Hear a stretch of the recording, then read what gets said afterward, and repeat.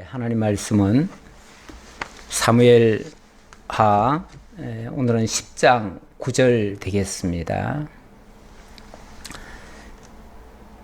요압이 자기와 맞서 앞뒤에 친 적진을 보고 이스라엘의 선발한 자 중에서 또 엄선하여 아람 사람과 싸우려고 진치고 또 백성의 남은 자를 그 아우 아비스의 수하에 맡겨 암몬 자손과 싸우려고 진치게 하고 이르되 만일 아람 사람이 나보다 강하면 네가 나를 돕고 만일 암몬 자손이 너보다 강하면 내가 가서 너를 도우리라.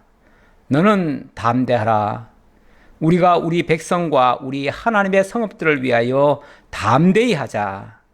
여호와께서 선히 여기시는 대로 행하시기를 원하노라 하고. 우선 12절까지 봉독해 드렸습니다. 10장에 접어들어서 다윗의 참 인내하는 모습 보여지게 됩니다. 9장까지는 정말 다윗이 원수까지도 사랑하는 모습, 대적이었던 사울의 그 가문까지 살피고 어려움을 해결해 주는 그런 모습을 보였지요. 그리고 10장에 들어와서는 암몬 자손의 왕이 죽었을 때 다윗이 친히는 아니지만 자기 사람을 보내서 조문을 하게 했습니다. 제국이 봉신국에 그 조문을 하는 예가 별로 그렇게 많지 않을 것 같아요. 그런데 그 왕이 죽었다고 해서 친히 사람을 보내서 조문을 했습니다. 그런데 이 암몬 사람들은 굉장히 어떤 피해의식이 많았던 것 같아요. 그러니까 다윗의 이 조문을 곱게 받질 않습니다. 그리고 뭔가 의심을 하면서 받습니다. 그러다 보니까 다윗은 정말 진심으로 내가 은혜를 베풀리라 하면서 조문을 했는데 이 암몬은 다윗의 그 선의를 왜곡하고 그리고는 그 조문객을 잡아다가 아마 고문도 했겠지요. 그렇게 하고는 간첩으로 몰아가지고 수염을 깎고 옷은 중동 볼기까지 다 잘라가지고 아주 개망신을 준 겁니다. 그래 놓고 돌려보냈는데 이건 어찌 보면 다윗에 대한 정면 도전이라고도 말할 수 있지요. 이런 일을 당하고도 다윗이 선대를 했습니다. 바로 그들을 공격하거나 그러질 않았어요. 그런데 정말 먹긴 놈이 성을 내듯이 이 암몬이 자기네들이 이렇게 일을 저질러 놓고 자기네들이 또 두려워하기 시작합니다. 우리가 다윗에게 미움거리가 되었으니 틀림없이 다윗이 우리를 공격할 것이다. 그렇다면 우리가 미리 방어를 해야 된다 해가지고 자기들 힘으로는 다윗을 방어할 힘이 없으니까 그 이웃에 있는 작은 나라들이 있습니다. 그 작은 나라들의 긴급 도움을 요청해 가지고 용병을 사기 시작했습니다. 그래서 한 2만여 명 이상 2만 한 3천 명 정도 될 것 같아요. 2만 한 3천 명 정도를 샀습니다. 용병을 샀어요. 사가지고 그들을 앞세워서 방어를 한답시고 이제 다윗 코앞까지 다윗의 그 쉽게 말하면 국경선 코앞까지 가서 군대를 직결시키고 있는 거예요. 이 장면은 누가 보더라도 이거는 도전이죠. 차라리 가만히 있으면 다윗도 뭔가 오해가 있겠지 하고 아마 다윗이 직접 무력을 행사하지는 않았을 것입니다. 그런데 이렇게 군대까지 집결을 하니까 다윗이 가만 놔둘 리가 없지요. 두고만 볼 수가 없지요. 그래서 요압 보고 네가 가서 진압을 해라 라고 한 겁니다. 그랬더니 요압 장군이 자기 동생 아비새와 함께 이 전투에 참전을 하게 됩니다. 참전을 해서 보니까 암몬 군대도 있고 또 아람의 속국인 작은 나라의 군대들도 몇 개 나라에서 차출을 해와서 있는 거예요. 뭐 그들을 다 통틀어서 그냥 아람 군대라고 합시다. 아람 군대와 암몬 군대가 이렇게 있는 거예요. 있으니까 아무래도 그 아람 군대가 힘도 세고 용병으로 사온 사람들이니까 전투병들이겠지요. 예. 용맹스러운 그 사람들이겠지요. 그러니까 요압이 이 아람 군대는 내가 맡겠다. 너는 이 암몬 군대를 네가 맡아라. 자, 그래 놓고 하는 말이 만약의 경우 내가 약하면 네가 나를 좀 도와주고 네가 약하다면 내가 너를 도와주마. 그렇게 해서 우리 힘을 합쳐서 반드시 이 대적의 무리들을 이번 기회에 완전히 소탕을 하자. 이렇게 결의를 했습니다. 결의를 하면서 하는 말이 12절에 보니까 12절에 너는 담대하라. 우리가 우리 백성과 우리 하나님의 성읍들을 위하여 담대히 하자. 여호와께서 선히 여기시는 대로 행하시기를 원하노라 하고.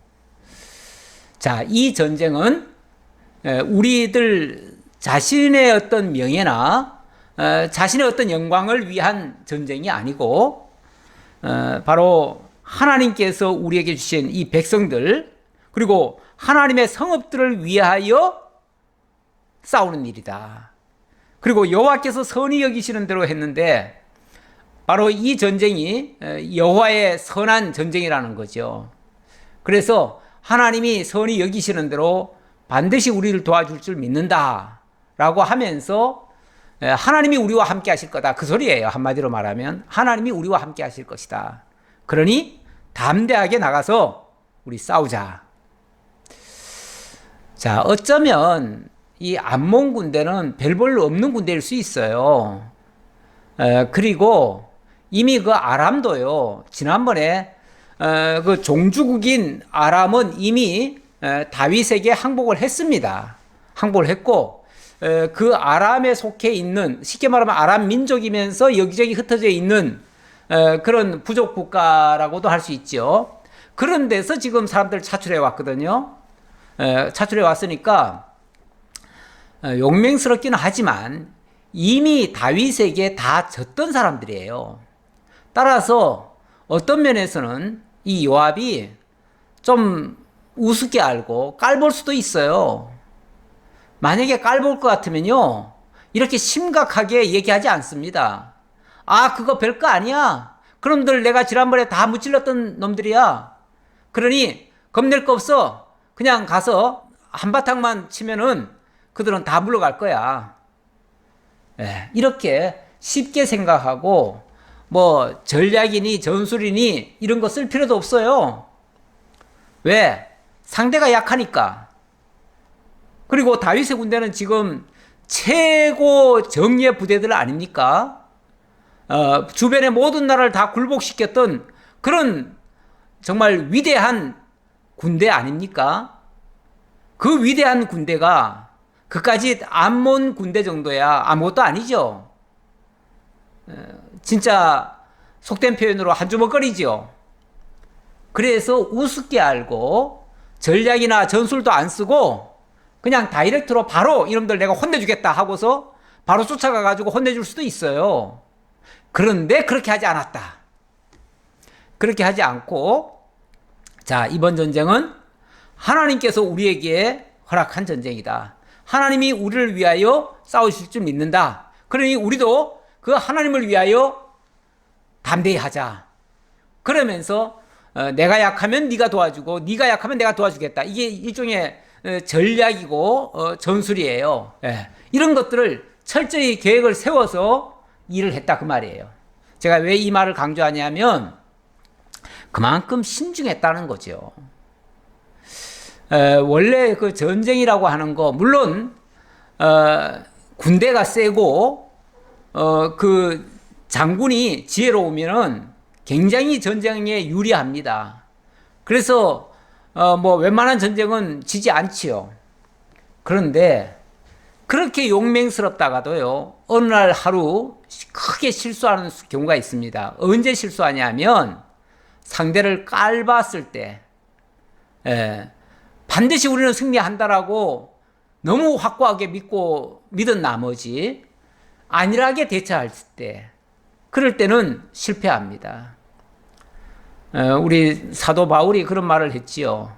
섰다고 하는 자는 넘어질까 조심하라. 우리가 이미 다 됐다. 우리가 강하다. 우리가 세다라고 하는 순간요. 넘어지기 쉽습니다. 실패하기 쉬워요. 이번에 올림픽에서 보니까 우리나라가 태권도가 우리 종주국 아닙니까? 그런데 태권도에서 뭐 늘 우리가 금메달 따는 줄 알았어요. 근데 이번에 보니까 금메달 하나도 못 땄어요. 그리고 골프가 지금 우리나라 골프가 세계 최강입니다. 그래서 미국에서도 정말 그렇게 많은 대회를 유치하면서 많은 돈을 쓰는데 전부 다 우리나라 사람들이 1등을 해가지고 가요.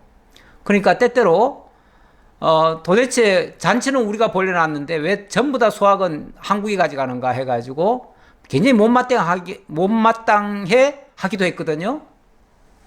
그런데 뭐 이 올림픽 같은 경기야 우습지요. 그 세계적인 최고 스타들이 다 참가한 데서도 맨날 1, 2등 뭐 3, 4등 안에 다 들던 우리나라 선수가 늘 1등만 하던 선수 뭐 한 4명인가가 아마 참가했을걸요, 이번에. 그랬는데 전부 다 뭐 8위권 바깥으로 다 밀려나가지고 메달권은 고사하고 형편없이 찾아버렸습니다. 뭐 복싱이니 뭐니 과거에 우리가 잘한다고 했던 것들, 자신 있다고 했던 것들 이번에 하나도 못 땄어요. 세상에 당연한 거 없습니다. 비록 약한 상대를 만나도요, 우리는 최선을 다해야 됩니다. 게임에서도 그렇지만은 실전에서도 마찬가지입니다. 우리가 세상살이에 가는데도 우리 하나님 믿으니까 뭐 대충대충 아무렇게나 해도 하나님은 우리 편이야. 그러니까 우리는 무조건 다 이겨.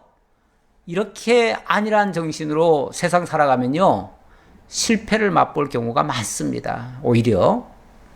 그러나 적은 일이지만, 그리고 우리가 능히 해낼 수 있는 일이지만 심사숙고하고 계획을 세워서 완벽하게 이렇게 일처리를 해야지 대충대충 하려는 생각은 항상 실패를 맛보게 됩니다. 우리는 최선을 다하는 게 중요합니다. 뭐 무조건 이기는 게 목적은 아니에요. 어디도 마찬가지예요. 게임뿐이 아니라 실전에서도 꼭 성공만이 최고는 아니에요. 그러나 그 성공에 이르기까지 우리가 최선을 다했다면, 그리고 진다면은 그건 어쩔 수 없는 거예요. 그건 정말 실력 부족일 수도 있고, 또 하나님이 나로 하여금 다른 걸 깨닫게 하기 위해서 지게 했을 수도 있어요. 그러니까 또 다른 측면에서 깨달으면 되고요. 우리는 무슨 일이든지 좌우간 일을 한다고 하면 최선을 다해야 됩니다.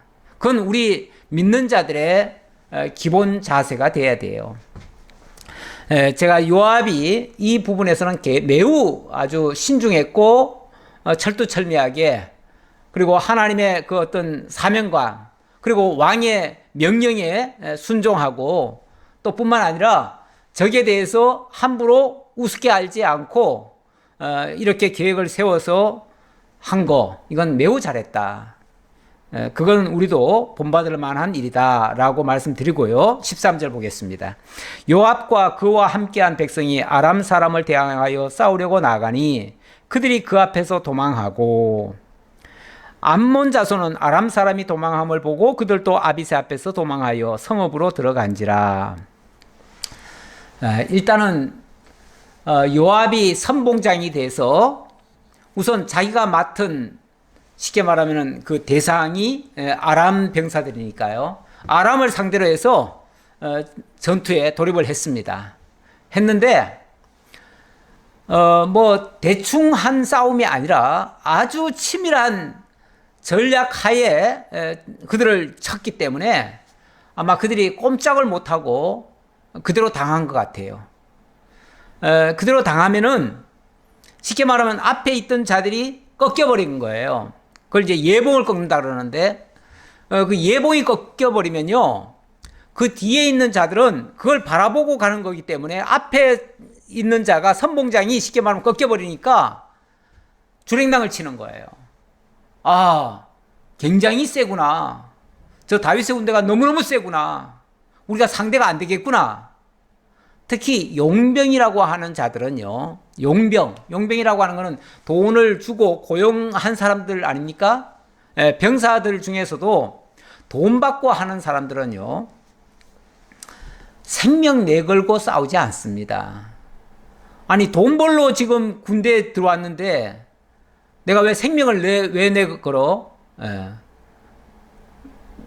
내가 돈 벌기 위해서 생명 내버리질 않아요. 그러니까 그런 사람들은 첫 번째가 자기 생명부터입니다. 그러니까 전쟁 이기는 게 목적이 아니에요. 일단 돈을 받았으니까 돈값은 하려고 싸우러는 왔지만은 상황이 좋으면은 싸우고요. 상황이 나쁘면 도망갑니다. 용병들은 그래요. 세상의 모든 일도요, 돈 때문에 하는 사람들은 뭐 좀 불리한 거 있으면요, 안 해요. 그런데 진짜 사명감으로 하는 사람은 죽기 살기로 하지요. 우리가 하나님의 일을 할 때도 사명감으로 하는 사람이 있고, 어떤 꼭 돈이 아닐지라도 명예나 어떤 자기 영광이나 자기 이름 내기 위해서 이렇게 하는 경우도 있거든요. 그거는 용병과 같은 거예요. 용병과 같은 사람은요, 생명까지 내걸지 않습니다. 우리가 정말 사명감으로 싸워야 되는데 이 아람 용병들은 그렇지는 않았다. 그러니까 예봉이 꺾이니까 다 주랭랑을 쳐버렸다. 그런데 암몬 군대는 자기네가 무슨 힘이 있습니까? 자기는 이미 다윗에게 항복했던 자들이에요. 이게 나라가 항복을 해버리면요, 무슨 일이 있냐면, 일단 군대 징집권이라든지 이 군사력을 제대로 발휘를 못합니다. 왜 그러냐면 그 속국에게는요, 그런 자치권을 안 줘요. 쉽게 말하면 군대 지휘권도 안 줘요. 그러니까 왜 지난번에도 왜 아람 군대들 말에 그 힘줄을 다 끊어버렸잖아요. 그건 힘을 하나도 못 쓰게 한 거예요. 전에 블레셋도 이스라엘을 잠깐 다스린 적이 있었는데 그때 이스라엘의 모든 대장장이를 다 없애버렸어요. 왜? 칼을 만들거나 무기를 못 만들게 하려고. 그러니까 왕을 보필할 수 있는 그 보위병들만 조금 남겨놓고 호위병들만 조금 남겨놓고 나머지는 다 없애버려요. 군대는 해산시켜버려요. 그렇기 때문에 보나마나 이 암몬 군대는 정예병들이 아니고요, 어쩌면 왕의 호위병들일 가능성이 많아요.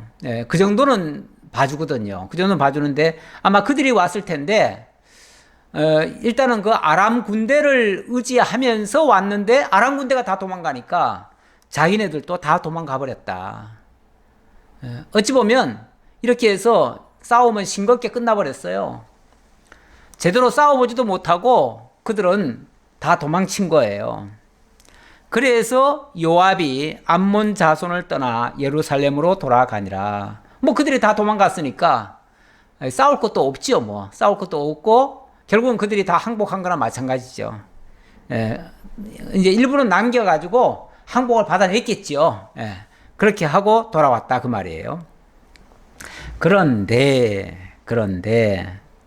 일이 여기서 끝나야 되는데 여기서 끝나지 않네요. 자, 15절. 아람 사람이 자기가 이스라엘 앞에서 패하였음을 보고 다 모임에 하닷 에셀이 사람을 보내 강 건너쪽에 있는 아람 사람을 불러내매 그들이 헬람에 이르니 하닷 에셀의 군사령관 소박이 그들을 거느린지라. 근데 아람 군대가 어떤 면에서는 그들이 자존심이 있잖아요. 용병으로 오기는 왔지만은 어쨌든 제대로 싸워도 못 보고 다 도망친 거 아니겠어요? 그러니까 아마 뒤에서 그 장면을 보던 그쪽의 군사령관, 여기 뭐 하닷 에셀의 군사령관 소박이라고 얘기하는데 이 사람이 봤을 때는 이건 아니지 않느냐. 우리가 제대로 싸워보지도 않고 일단 싸워봐야 뭐 결판이 날 텐데 싸워보지도 않고 그냥 도망친다는 건 이거는 우리 자존심이 허락지 않는다. 그러니 다시 싸워보자 라고 해서 또 나서기 시작하는 거예요. 그런데 이렇게 나서는 거는요, 뭐라고 할까요? 객기 부린다고 할까요? 객기? 예. 객기밖에 안 됩니다. 뭐 좋은 성과는 못 거둘 거예요. 어쨌든 그들은 다시 싸우겠다고 또 전열을 가다듬어서 또 다가온 거예요. 그래서 17절 어떤 사람이 다윗에게 알림해 그가 온 이스라엘을 모으고 요단을 건너 헬람에 이르매 아람 사람들이 다윗을 향하여 진을 치고 더불어 싸우더니 아람 사람이 이스라엘 앞에서 도망한지라.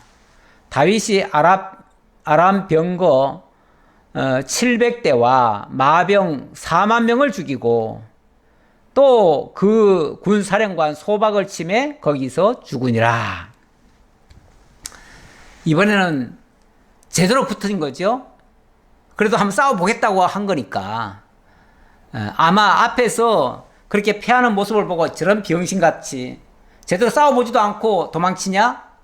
내가 가서 싸우겠다 하고서 자기가 객기 부리면서 나온 거예요. 나왔으니까 이 군사령관 소박은요 아마 죽기 살기로 싸우자고 덤볐을 거예요. 그러면 결과는 어떻게 되는가? 결과는 아람 사람이 결국은 다 패했습니다. 얼마나 패했는가? 아람 병거가 700대, 지금으로 말하면 탱크가 700대가 다 부서져 버렸어요. 뿐만 아니라 마병이 4만 명을 죽였다. 마병 4만 명을 죽였다. 마병 4만 명이면요 엄청나게 많은 겁니다. 다시 말하면 말탄자 병사가 4만 명이나 죽었다 그 말이잖아요. 지난번에도 전쟁을 했는데 그때는요 어디냐면은 8장 4절에 보면 그런 말이 나옵니다. 마병 1700명, 보병 2만 명 사로잡고 뭐 이렇게 나오는데 그때는 보병이 1700명밖에 안 됐어요. 그때 잡은 사람들도 대단했는데 그때는 이제 생포했죠. 생포를 냈고 마병의 그 말에 힘줄을 다 끊어버렸지요. 자, 그랬었는데 이번에는 무려 마병이 4만 명, 거기다가 병거가 700대. 그러니까 아마 총궐기를 한 것 같아요. 총궐기. 모든 힘을 다 모은 것 같아요.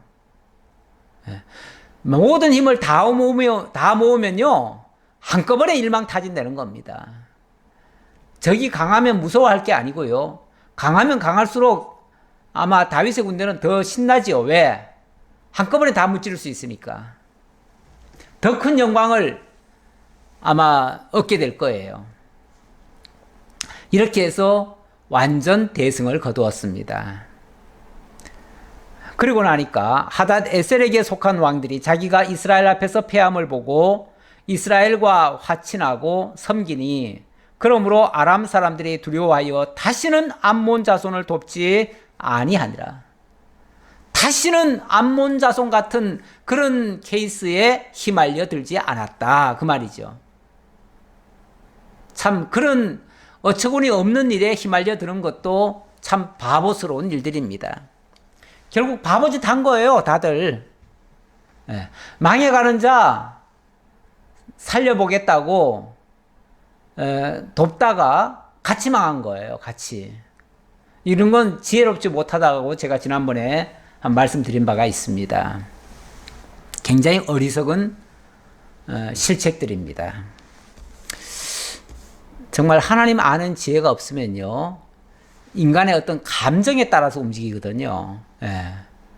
하나님의 인도를 못 받으니까 자기 감정, 그러니까 자기 판단, 자기가 마치 절대자인 것처럼 자기가 판단하고 결정하고 행동에 옮겨서 일처리를 하는데, 그래가지고 성공할 확률은 낮지요.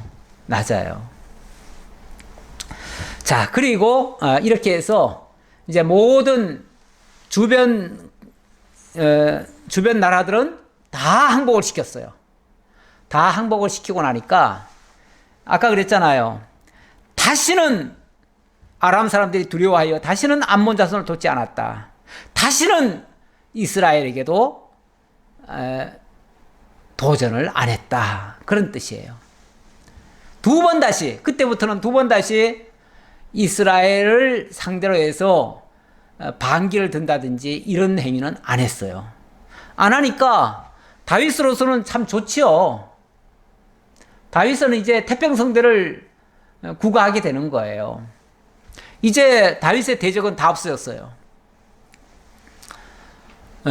만약에 필요하면 다윗이 이제 멀리까지 가서 더 땅을 확보하든지 더 나라를 확보하는 이런 일은 있을 수 있어도 더 이상 주변 나라들 때문에 골치 아픈 일은 이제 더 이상 없을 거예요.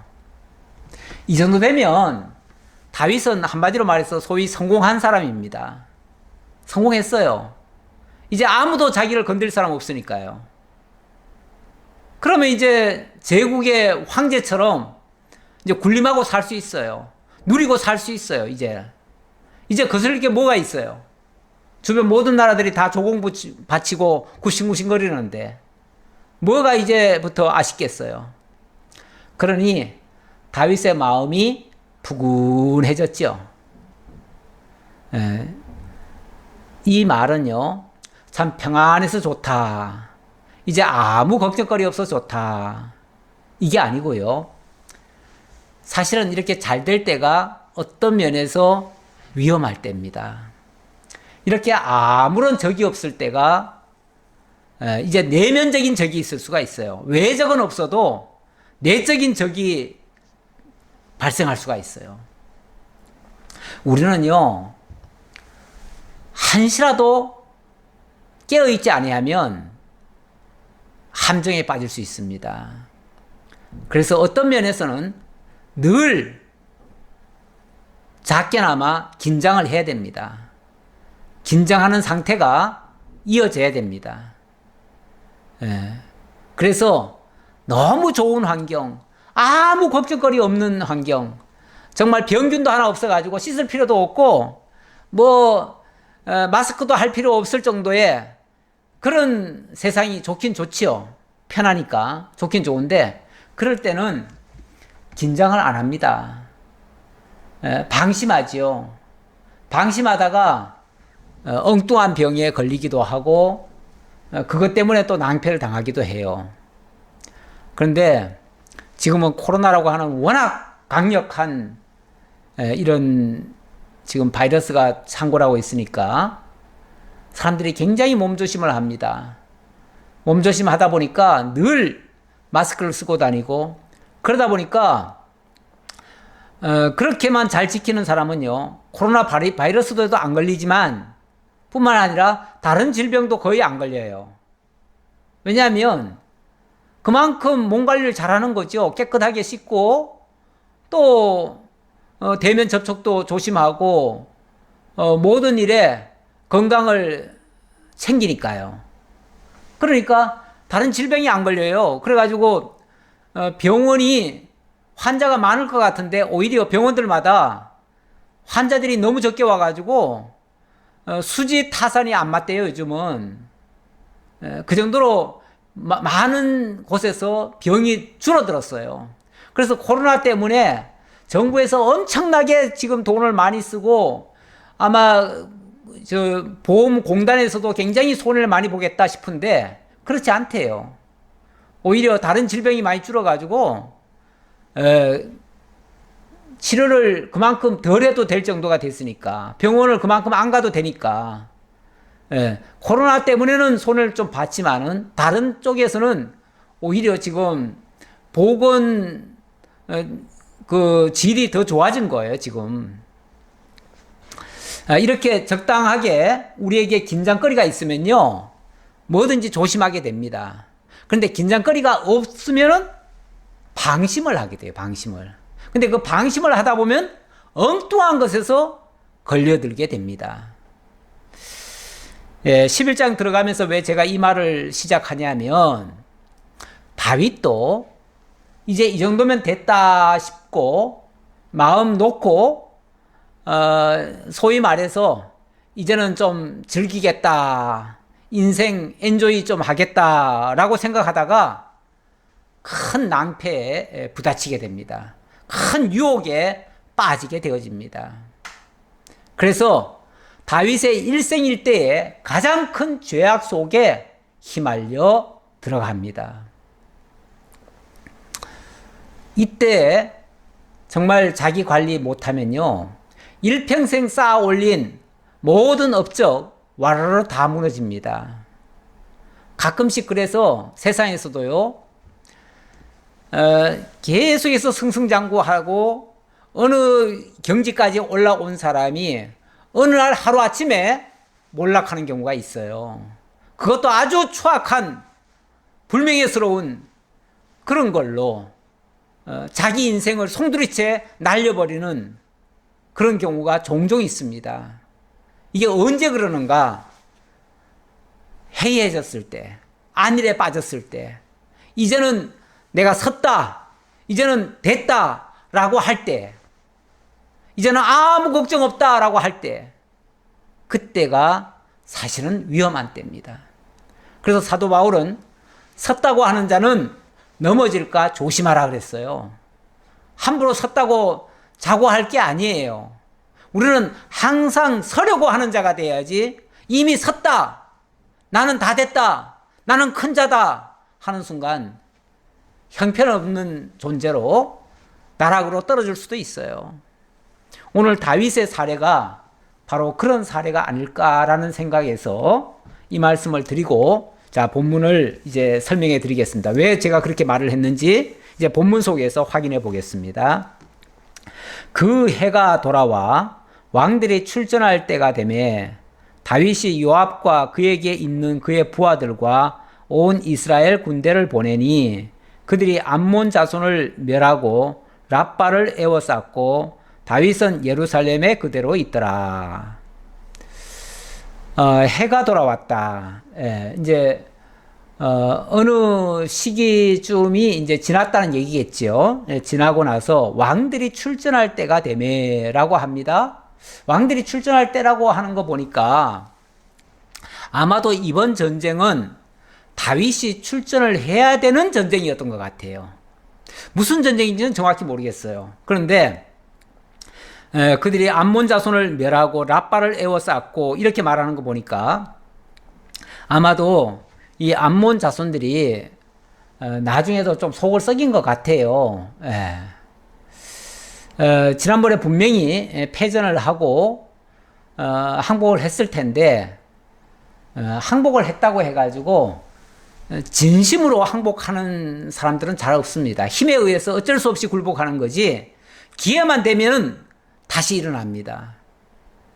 그래서 정복자들은요, 무자비하게 다시는 못 일어나도록 아예 삼족을 멸하든지 아니면 그 왕족을 다 진멸시켜버리든지 이렇게 아주 무자비하게 가혹하게 징벌을 하는 경우가 있습니다. 있는데 아시다시피 다윗은 그렇게 모진 사람이 아니에요. 그래서 쓸데없이 그렇게 뭐 보복적으로 무자비하게 살육을 하고 이런지는 않습니다. 일단 항복한다고 하면 그냥 믿고 넘어가 줘요. 그런데 이들이 다윗은 이렇게 어찌 보면 선대를 해주는데 그 이 암몬이나 이 다른 주변국들은 다윗의 이 선한 마음을 알지를 못해요. 그러니까 자기네들의 그 피해의식만 생각을 하고 걸핏하면 자꾸 대항을 하려고 하는 거예요. 그러면 어떻게 해요? 그때마다 진압을 해야지요.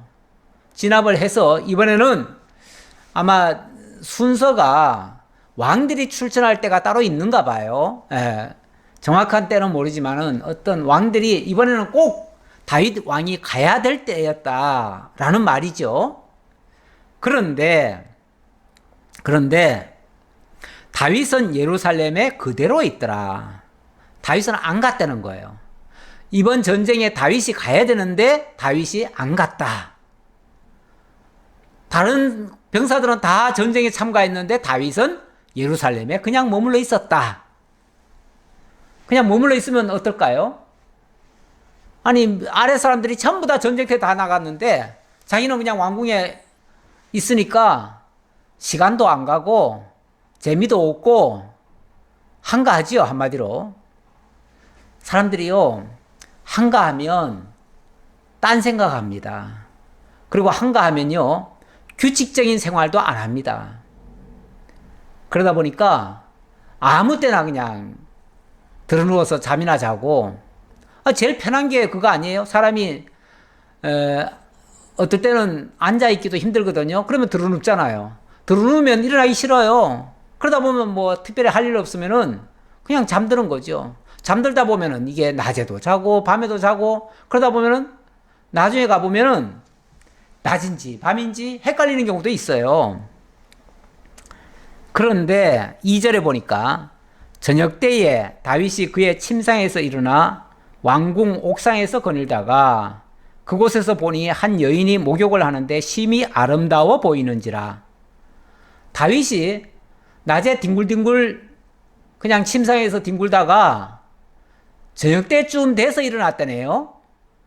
하루 종일 뭐 했다는 거죠? 그냥 놀았다는 얘기죠. 뭐 제대로 업무도 안 보고 뭐 특별히 할 일도 없지요. 뭐 그러니까 저녁 때까지 침상에 뒹굴다가 저녁이 돼가지고 이제 좀 일어나서 한번 바람이나 쐬야 되겠다 하고 일어나가지고 저녁 때가 돼가지고 밖에를 이렇게 나와 본 거예요. 그래서 이제 원래 이스라엘의 집들은 그 옥상이 있어요. 그 옥상에서 아래를 내려다 보면 그 뭐 민가도 보일 수가 있지요. 예. 아무래도 왕궁은 조금 높을 테니까요. 높은 데서 아래를 보니까 민가도 보인 것 같아요. 그런데 이렇게 거닐어 보다가 어느 한 집에서 한 여인이 목욕하는 장면이 목격이 됐네요. 뭐 여인이 벌거벗고 목욕을 하니까 아름다워 보이겠지요. 심히 아름다워 보이는지라. 심히 아름다워 보이는지라. 이거는 유혹의 덫에 걸린 겁니다.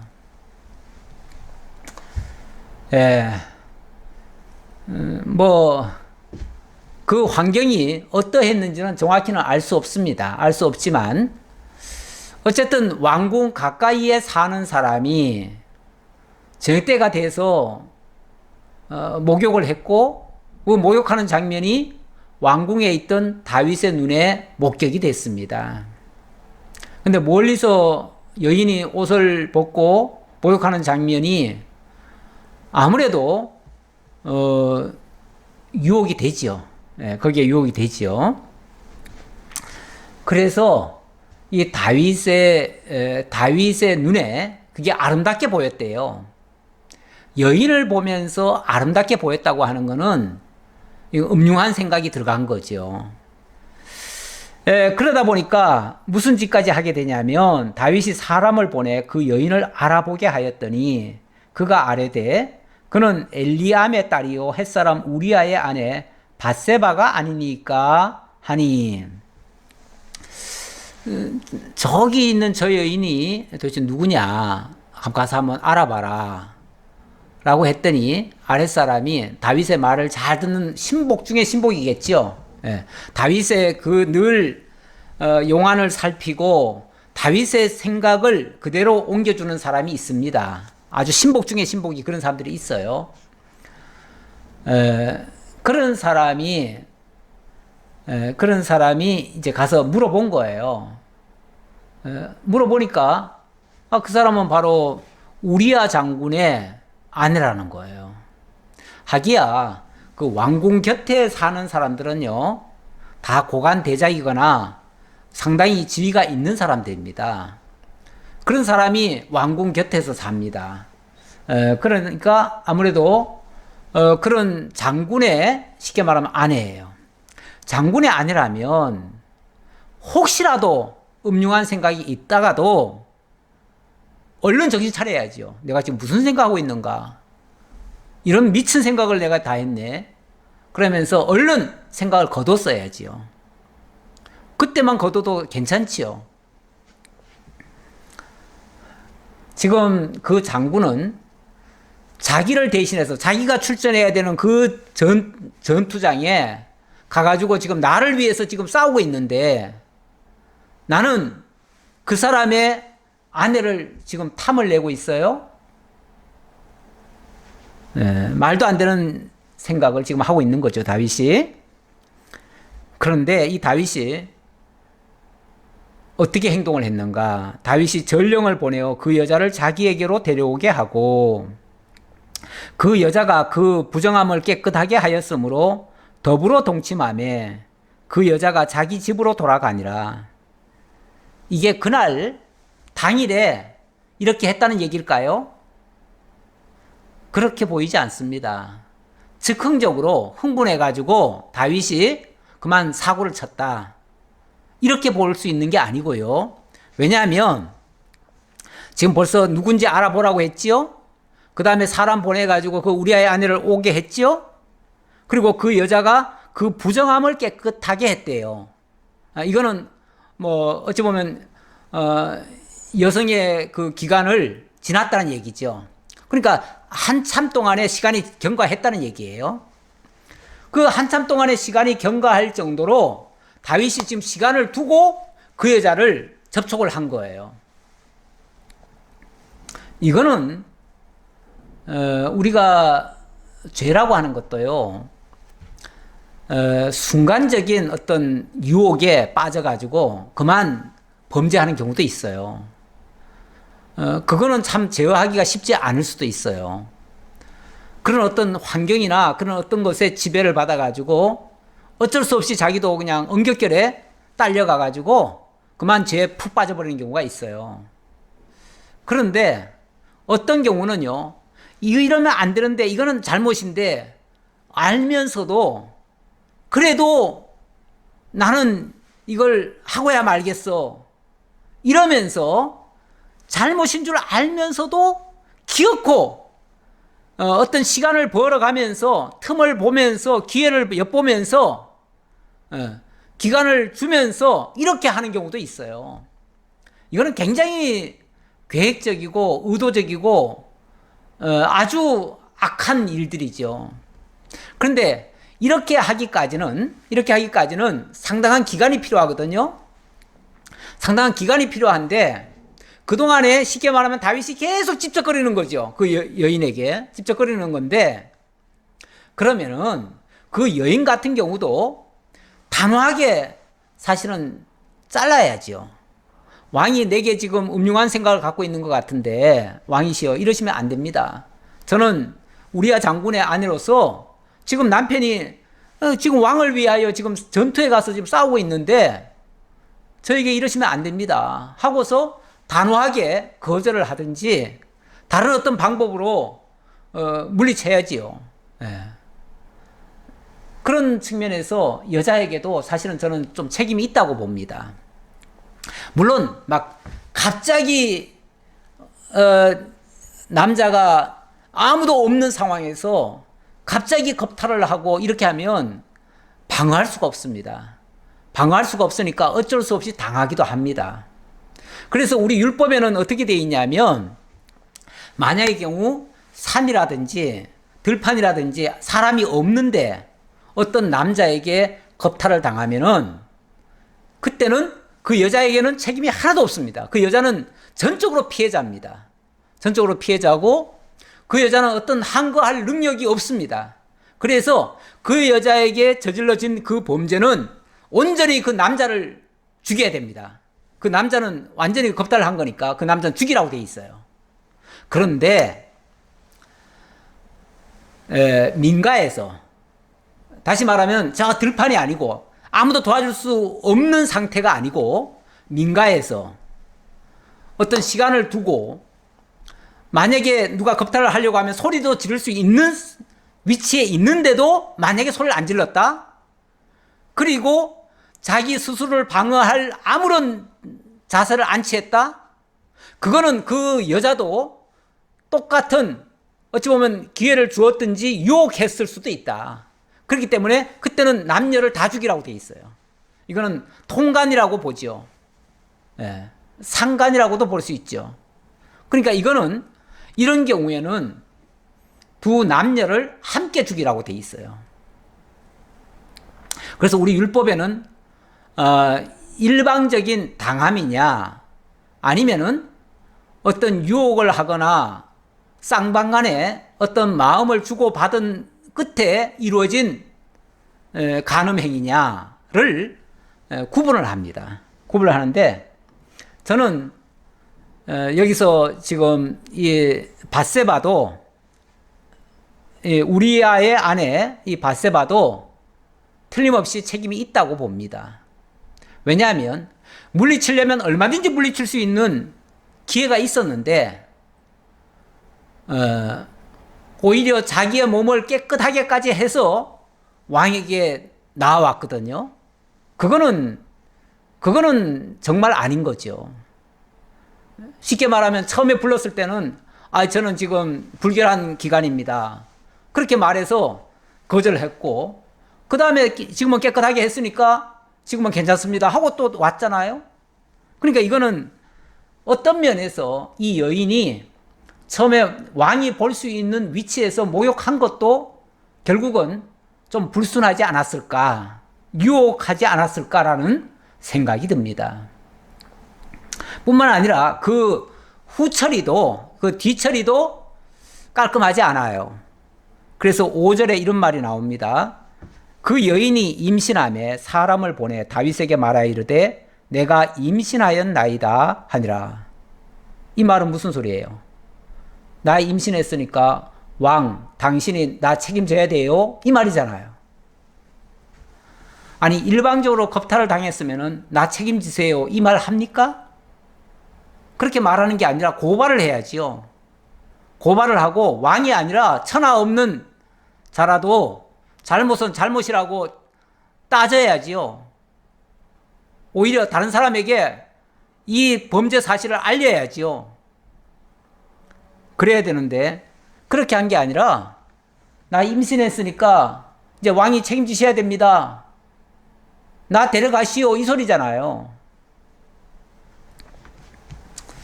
결국은 이 밧세바도 다윗을 한편으로는 연모했다는 어떤 증거일 수도 있어요. 물론 처음부터 그랬다고는 볼 수 없겠지만 어쨌든 그 과정에서 결과적으로는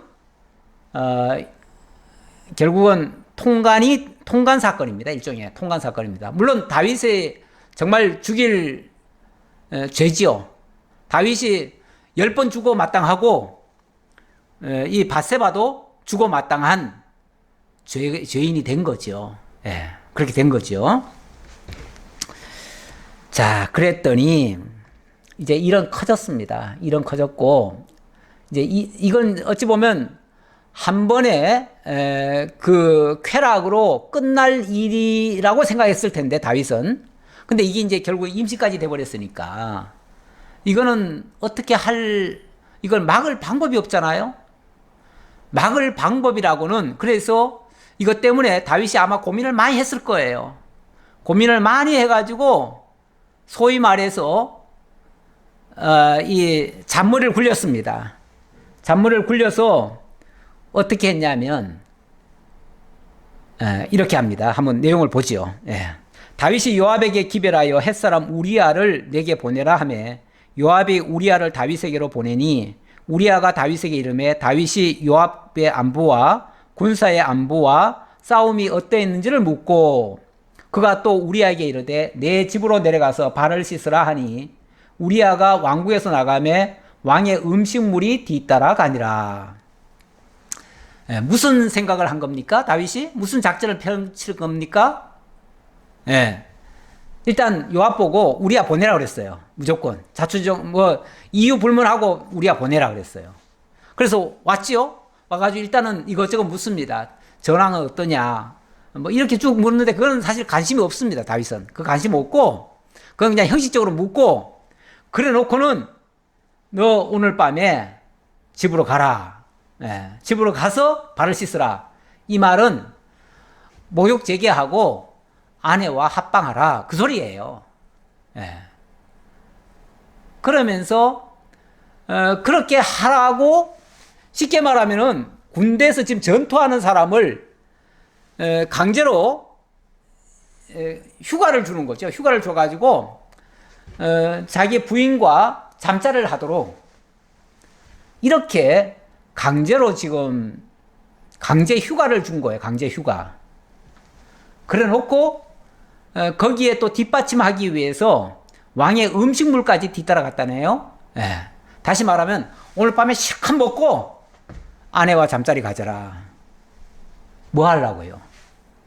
알리바이 만들려고. 나중에 그 여인이 1년 후에 이제 아기를 낳을 거 아닙니까? 아기 낳을 때 그때 내가 휴가 나와서 그때 합방을 해서 아기를 낳았나 보다. 이렇게 생각하도록 만들도록. 딴 사람은 생각지 못하도록, 의심하지 않도록 이렇게 하려고 이 짓을 하는 거죠. 잔머리 쓴 거죠. 아주 교활한 잔머리를 쓴 거죠. 사람이요, 똑똑한 사람이 하나님 의식하지 않으면요, 이 잔머리의 대가가 되어집니다. 그래서 세상에서도요, 좋은 대학 나오고 아주 최고 학부를 나온 사람들이 잔머리를 더 많이 굴립니다. 하나님 모르는 사람인 경우 그렇다는 얘기예요. 그래가지고 온갖 못된 짓 하면서도 더 교활하게 그렇게 하는 경우도 많아요. 자, 그러나 우리아는 집으로 내려가지 아니하고 왕궁 문에서 그의 주의 모든 부하들과 더불어 잔지라. 그런데 우리아가 누굽니까? 충신 중에 충신이에요.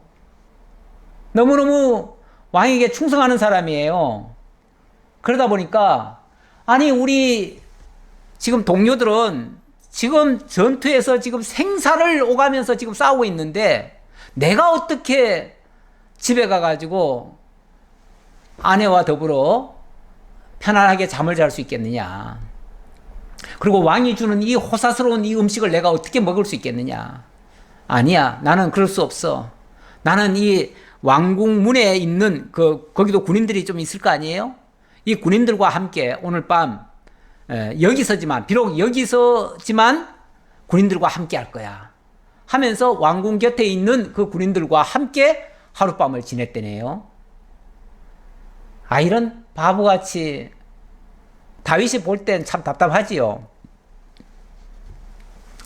아니 제발 좀 그렇게 말 좀 들어줘야 자기 입장이 난처하지 않을 텐데 이 미련퉁이 같은 사람이 고지식한 거죠. 고지식하게 이렇게 원리 원칙 따지고 지금 나라에 충성한답시고 이러고 있으니 어떻게 해요 이거 어떻게. 어떤 사람이 다윗에게 아뢰되 우리아가 그의 집으로 내려가지 아니하였나이다. 다윗이 우리아에게 이르되 네가 길 갔다가 돌아온 것이 아니냐. 어찌하여 내 집으로 내려가지 아니하였느냐 하니 우리아가 다윗에게 아뢰되 언약궤와 이스라엘과 유다가 야영 중에 있고 내 주 요압과 내 왕의 부하들이 바깥 들에 진치고 있거늘 내가 어찌 내 집으로 가서 먹고 마시고 내 처와 같이 자리이까. 내가 이 일을 행하지 아니하기로 왕의 살아계심과 왕의 혼의 살아계심을 두고 맹세하나이다 하니라. 쉽게 말하면 나는 그럴 수 없습니다. 내가 그렇게 한다면 하나님께로부터 벌받아 마땅하지요. 나는 맹세코 그런 일은 하지 않겠습니다. 아니 지금 내 주에 지금 부하들이, 신하들이 바깥들에서 지금 야영하고 있는데 어떻게 나 혼자만 집에 가서 아내와 더불어 편안하게 잠이나 자고 있겠습니까? 그럴 수 없습니다. 만약에 그렇게 한다면 하나님이 내게 벌 내리실 겁니다. 하면서 거절했네요. 그래요. 왕의 말도 말이 아니면은 듣지 말아야지요. 왕의 말이라고 무조건 다 순종합니까? 네. 아니, 물론 뭐 웬만한 말에는 다 순종해야지요. 해야 되는데 이렇게 엉터리 같은 걸 자꾸 요구하는데 그걸 들을 수는 없잖아요. 아닌 건 아니라고 해야지요. 곧 죽을 망정. 아닌 건 아니라고 해야지 어떻게 하겠습니까? 제가 봤을 때 밧세바도 아닌 건 아니라고 했어야 된다. 그 얘기를 하려고 제가 이 말 더 강조합니다. 다윗이 우리아에게 이르되 오늘도 여기 있으라. 내일은 내가 너를 보내리라. 우리아가 그날에 예루살렘에 머무니라. 이튿날 다윗이 그를 불러서 그로 그 앞에서 먹고 마시고 취하게 하니 저녁 때에 그가 나가서 그의 주의 부하들과 더불어 침상에 눕고 그의 집으로 내려가지 아니하니라. 그래서 너 그러면 오늘 하루 더 여기서 머물러라. 그러면서 그날 밤에 그냥 술을 잔뜩 먹여버린 거예요. 술 잔뜩 먹이면은 지정신이 없을 거 아니에요. 사람이 이 술이라고 하는 게 들어가면요, 이성이 마비돼 버립니다. 몸도 마비되고요, 생각조차도 필름이 끊긴다고 그러죠. 필름이 끊겨버리면 그때는 진짜 업어다가 부인 곁에다가 눕히면은 뭐 어쩔 수 없이 누울 수도 있어요. 아마 강제로 하려고 했던 것 같아요. 그렇게라도. 그렇게 하려고 했는데 이 사람이 그냥 끝까지 정신을 안 놓네요. 끝까지 정신을 안 놓고 그렇게 술을 많이 먹였는데도 불구하고 밤새도록 토하면서도 기어코 기어 나와가지고는 부인 곁에 있는 게 아니라 또 다른 병사들 곁에 가가지고 거기서 쓰러져서 그냥 자네요. 아이고, 참 답답하지요. 다윗은 진짜 미칠 지경이지요. 어떻게 해서든지 알리바이를 만들어서 이 위기를 탈출해야 되는데, 그런데 탈출할 수 없습니다. 인간이 장꾀로 올무에서 헤어나올 수가 없어요. 가장 좋은 방법은 하나님 앞에 항복하는 수밖에 없는데, 근데 인간이요, 하는 데까지 해보지요.